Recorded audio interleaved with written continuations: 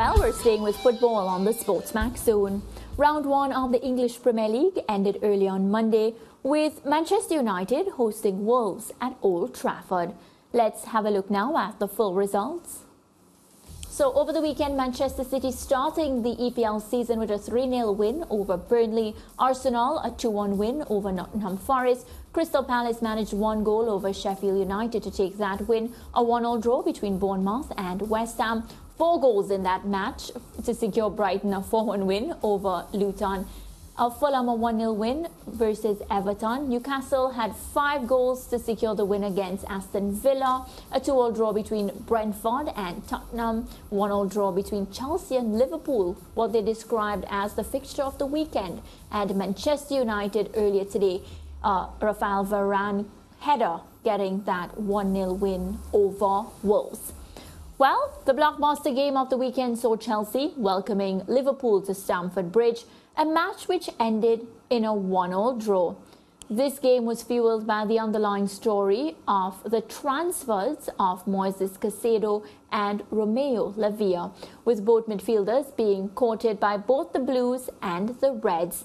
And unlike in the game where spoils were shared, it was Chelsea who came out victorious, with the club confirming a British record £115 million move for Caicedo and are seemingly close to confirming a deal worth up to £60 million for Lavia.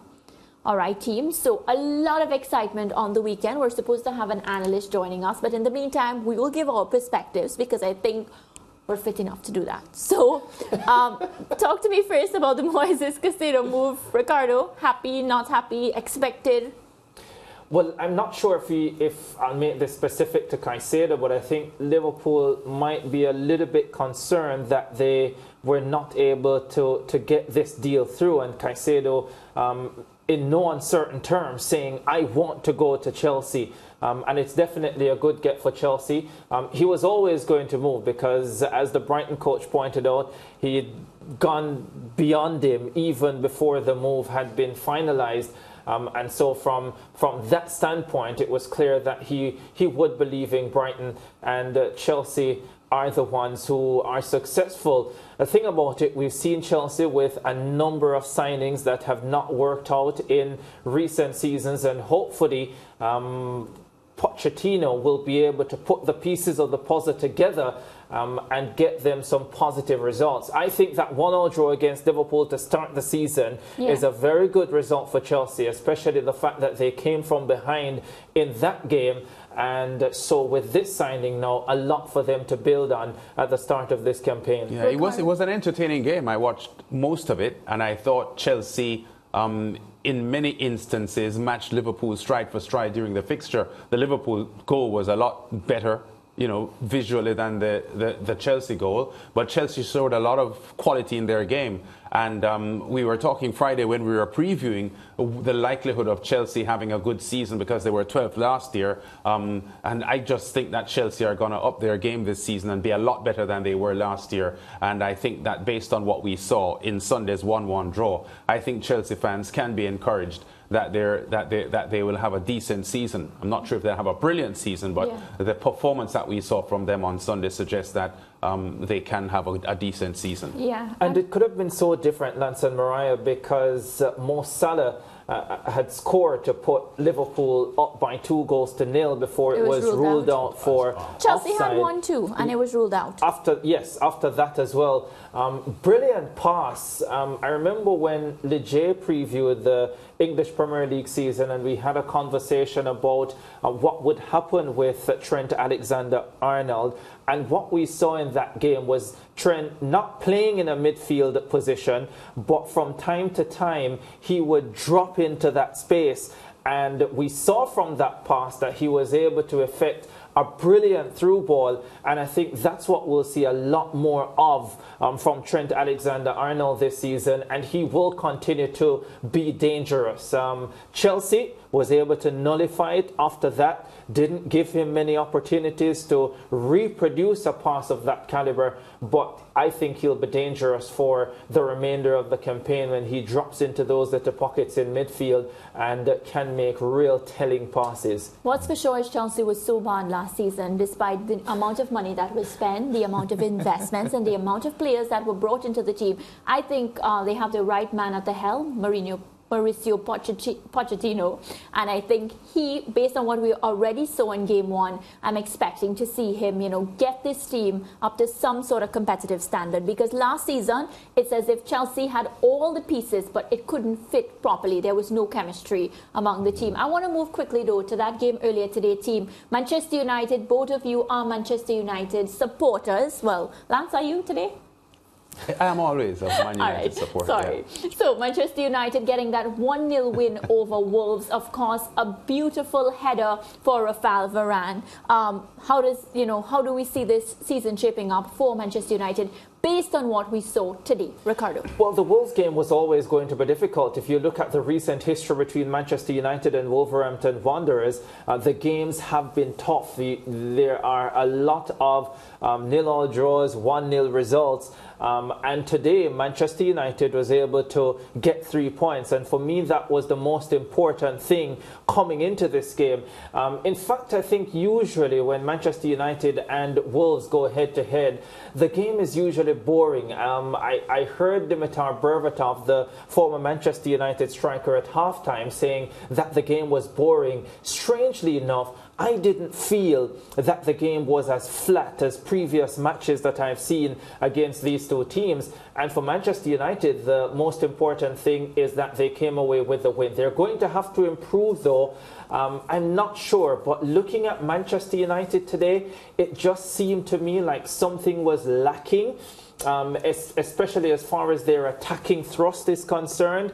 But maybe I want to see them for a couple more games before I make any sort of pronouncements. But it wasn't a slick performance. It wasn't a smooth performance. There's clearly a lot to be worked on for Man U, but it's a much better start than they had last season, and 3 points is what you want to get to start your campaign. Yeah. Just ask Barcelona. Lance, your assessment before we get to that controversial call? They didn't impress. But usually in sport, you say a ugly win is better than a pretty loss. And it was ugly. As Ricardo just mentioned, they got 3 points. So that's the important thing. And never forget that this is just the first game of the season. So you don't want to read too much into what you see on the opening weekend, because we have 9 months of football ahead of us, 8 to 9 months ahead of us. So it wasn't impressive, but let's see how they develop from here. But as you said, that there was that moment when they looked as if they had conceded a penalty with the goalkeeper clattering into the Wolves substitute.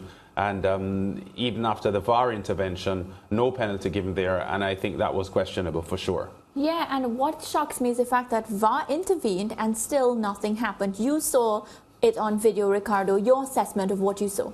Well, first of all, I don't understand why it shocked you that VAR intervened and didn't give a penalty. When I say shock, I'm okay. VAR, and I always have to remind myself, the purpose of VAR in these instances is to, of course, improve the game, the quality of the game, and give us as accurate as it can results. Yeah. So when things like this happen, of course, it's a shock, Ricardo. Well, they'll tell you that VAR is there to overrule clear and obvious errors. So this wasn't clear? So the question that we have to ask ourselves is whether the decision not to award a penalty was a clear and obvious error. I am not sure if it was clear and obvious. I would like to think if the penalty had been given, it would not have been overturned either. But the fact that it wasn't given, VAR was probably thinking it is not clear and obvious. I don't know what you think, Sir Lance, from what you saw. I would have given it as a penalty. Yeah, because he disrupted the Wolves substitute from getting the ball. No, given the fact that when I look at it, what I saw was that the ball was already gone by the time the challenge came from Andre Onana. And so he did not impede the Wolves attacker in any way, or at least prevent the Wolves attacker. But he did. He couldn't run for the ball. From being able to head the ball towards goal. And so maybe from that standpoint, the thinking was the ball was already out of the control of the Wolves attacker when the challenge came. In my opinion, had that been a defender and not the goalkeeper, then it probably would have been given as a penalty. But again, I'm also still not sure that you can say it was a clear and obvious error. The problem I have with the play is that I'm not sure if the referee, and after that VAR, would have been guided or influenced by the fact that the Wolves player got the header off before he was clattered into. Yes. As far as I know, based on the rules of the game, that should not have been a factor, because I've seen penalties given even when the victim of the foul had lost control of the play. Yes. You know, and that should not count.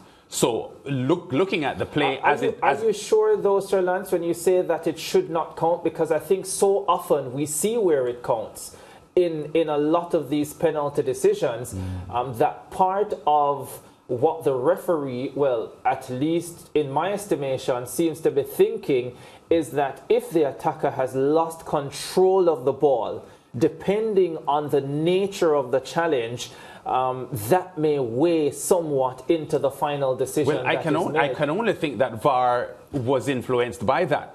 But looking at the replay several times, yes, it was a foul. Yeah. I would rank it as a foul, and a penalty should have been given. So answer me this question. Would you say clear and obvious error?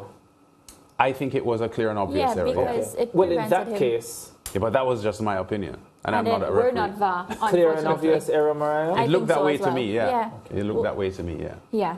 Any other matches that we should speak about? Arsenal. Yeah, what about Arsenal? They started off with a bang. Bukayo Saka picking up where he left off last season. Oh, that was a beautiful goal. Yes, they build up everything. Yeah. So I actually started my weekend watching that match, right? And I saw it and I was like, am I still sleeping?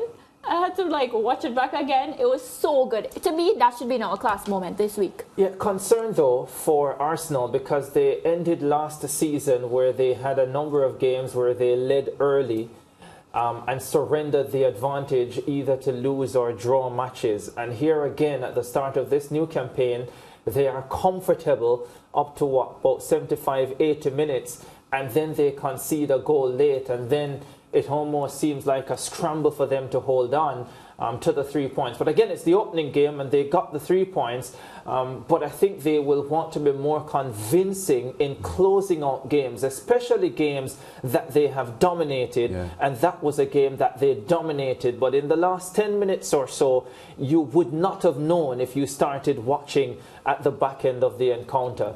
And I think they'll just want to be a little bit more convincing in finishing off games. Take a leaf out of City's book. Or what about Newcastle? And that brings me to the next match. Newcastle 5-1 over Aston Villa. I mean, that was lopsided. Aston Villa were poor in my estimation.